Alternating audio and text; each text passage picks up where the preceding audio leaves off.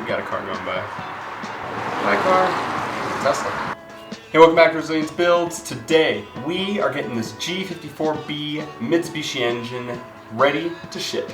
In order to ship the engine, we're going to need to disassemble it, which includes the flywheel, the clutch, the exhaust manifold, the turbo, the alternator, the intake manifold, the distributor, the power steering pump, and the AC compressor. Next up, we're going to be using some cardboard and overlaying them onto the intake and the exhaust ports so that they aren't damaged during shipping. In order to hold the cardboard in place, I just press them over the exhaust manifold and intake manifold studs and then use the nut to hold them in place.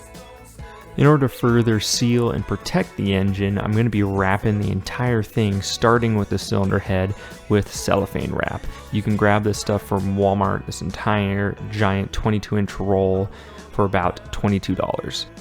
Next up, so that we can continue to wrap the entire engine in cellophane, we're going to have to remove it from the jack stand. So we're going to use the engine hoist and the engine pulley to get the engine removed.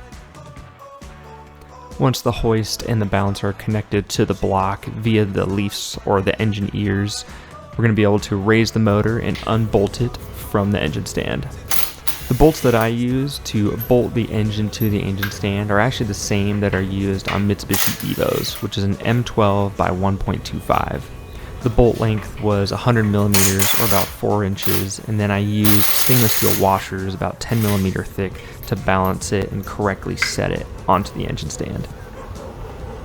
Next, had to remove this small piece of metal shielding that just gets like sandwiched in between the block, I can't remember what it's called, so that I can continue to wrap the engine with the cellophane. So I started by wrapping horizontally and doing that for multiple layers, and then moved on to a couple layers of vertical wrapping just to make sure that I really sealed in everything and no fluids were going to exit the engine during shipping. I'm also going to be shipping the flywheel with the engine so that it can be resurfaced and machined to accept a new and better clutch through Top End Performance down in San Diego. All right, everything is buttoned up, fully wrapped. We're not going to have any liquids, fluids, oil, nothing. It's going to be coming out of this engine, so it's ready to ship. I don't know if this is the best job ever, but it's done, and I've gotten the okay that it's ready to ship. So if you want to continue to watch future episodes, make sure to like and subscribe.